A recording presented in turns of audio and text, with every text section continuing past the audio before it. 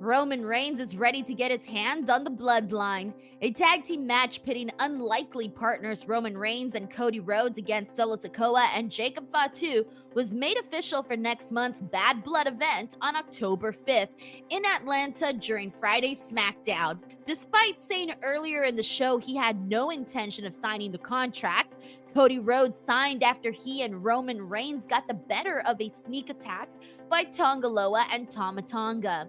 The opening of the show saw Cody Rhodes defeat Solo Sikoa in a steel cage match to retain the WWE Championship. However, Jacob Fatu and the rest of the Bloodline attacked Cody Rhodes after the match, leading Roman Reigns to come out for the save. Jacob Fatu, who was outside of the cage, entered as he and Roman had a stare down. However, he was pulled away by Solo Sikoa before it could go any further. A show-long storyline saw Nick Aldis attempt to sign the tag team match for Bad Blood. Cody Rhodes, however, told Nick Aldis that he wouldn't sign it as after tonight he was done with the Bloodline. Nia Jax on Friday announced she would be defending the WWE Women's Championship at Bad Blood. However, a tag team match on next week's SmackDown will determine who she faces.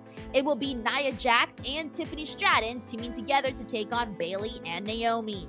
The WWE Bad Blood 2024 card so far includes 4 matches: the Hell in a Cell match between CM Punk versus Drew McIntyre, Roman Reigns and Cody Rhodes versus Solo Sikoa and Jacob Fatu, the Women's World Championship, Liv Morgan defending against Rhea Ripley, and Damian Priest versus Finn Balor. In the new issue of the Wrestling Observer newsletter, Dave Meltzer gave an update on the expected format for WWE Raw on Netflix. From October 7th through the end of 2024, Raw is going back to a 2-hour show for the first time in more than a decade. Raw will then move to Netflix in January 2025. After initially noting that Raw was expected to move back to 3 hours on Netflix, Dave Meltzer clarified that the plan is still to be determined. Without the constraints of regular television, there's potential for Raw's format to be more flexible, saying, "It was noted that a normal Raw at 3 hours is 132 minutes, so you can have the same content in a 2.5-hour show with less commercial time. There will be commercials on Netflix, as one of the reasons Netflix picked up Raw is because they are trying to add commercials to programming, and the Raw and Pro Wrestling audience is used to commercials on the show. But they can adjust a lot differently than on regular television, such as when and how long the breaks are, and not have the show to the second when it comes to that. The time can also adjust, such as if they need longer to tell the story or want to go shorter. It's not like they have to be off the air because another show is starting. The idea is the length can change so the time frame of the main event finishes can be less predictable. Raw's deal with USA Network had been set to expire at the end of this month, but the two sides reached an agreement to keep the show on USA until its Netflix move. The date for the first Raw on Netflix is Monday, January 6, 2025. It's a 10-year deal between WWE and Netflix for Raw.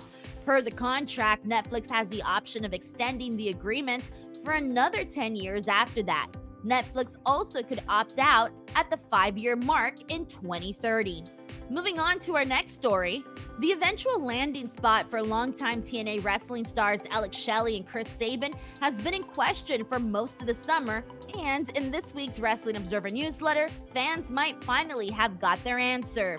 After first reporting in mid-July that there was a belief that they were WWE bound, our Dave Meltzer reported Friday that the Motor City Machine Guns tag team are expected to debut in WWE NXT imminently. No date accompanied the news, but WWE's developmental brand will kick off their new TV era on the CW on Tuesday, October 1st. The team hasn't wrestled since losing on August 18th in an indie match against Evil Uno and Stu Grayson. The veteran duo entered into free agency after their TNA contracts expired this past April, and reportedly talked with both AEW and WWE. They are highly decorated after holding tag titles in TNA, Ring of Honor, New Japan Pro Wrestling, and other indie promotions. Individually, they have also had success with the 41-year-old Shelly holding the TNA World title and the 42-year-old Sabin holding the TNA X Division title 10 times.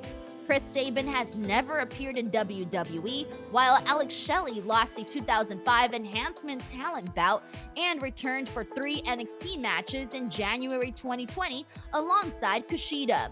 That's a wrap for this episode of The Latest. As always, thank you guys so much for watching, and I'll catch you on the next one. Please do not forget to subscribe to F4W Online for plenty more pro wrestling coverage.